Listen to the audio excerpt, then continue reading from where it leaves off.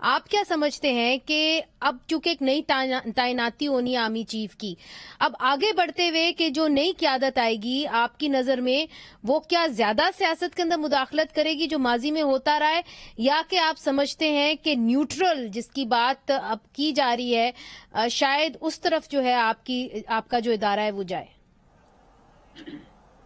میرے خیال میں زیادہ نیوٹرلٹی کی طرف جائے گا۔ دراصل یہ جو پچھلے تھے آرمی چیف وہ تھوڑے بہت انوالوڈ رہے تھے، خاص کر پی ٹی آئی کے فیور میں رہے تھے، اور انہوں نے ایسے کوئی کام کیے تھے جو کہ بالکل شاید ان کو بتا بھی گیا تھا آرمی چیف کو ایک دفعہ، پرانے آرمی چیف جو ہے جنرل مرزا اسلم بیگ، کہ اس نے کہا تھا کہ ہم لوگ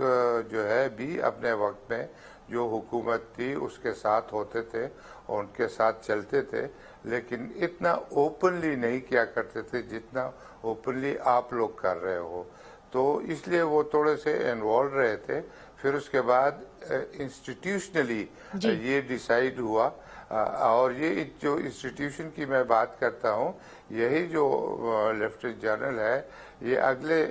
10-15 سال تک ایفیکٹو رہتے ہیں، کسی نہ کسی طرح سینئر ہوتے جاتے ہیں نیچے سے میں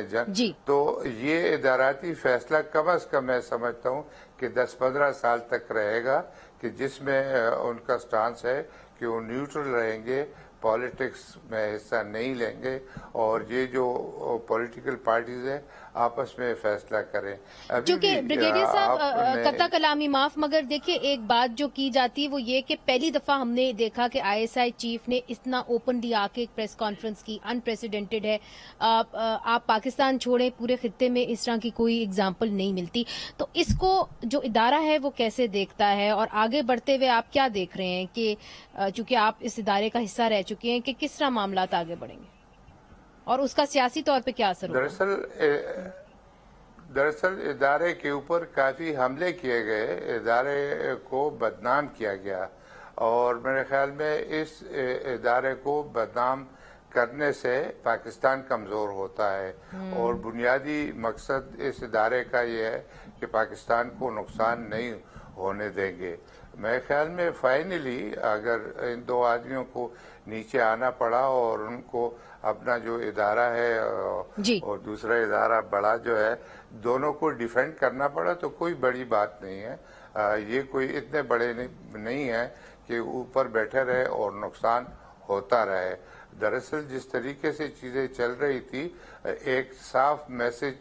دینا تھا، اور میرے خیال میں انہوں نے دیا، اور ابھی جو ہے آرمی چیف بھی چینج ہوگا، جو نیکسٹ آئے گا وہ اس پالیسی کو آگے لے کے جائے گا، لیکن ساتھ ہی وہ دیکھے گا کہ پاکستان کو نقصان نہ ہو۔ دراصل بین الاقوامی طور پہ اس کو سمجھا جاتا ہے کہ پاکستان کی جو سینٹر آف گریویٹی ہے وہ اس کے فوج میں ہے، اور اس کے فوج کو کمزور کرو تو پاکستان خود بہت کمزور ہو جائے گا۔ ٹھیک، یہ آپ نے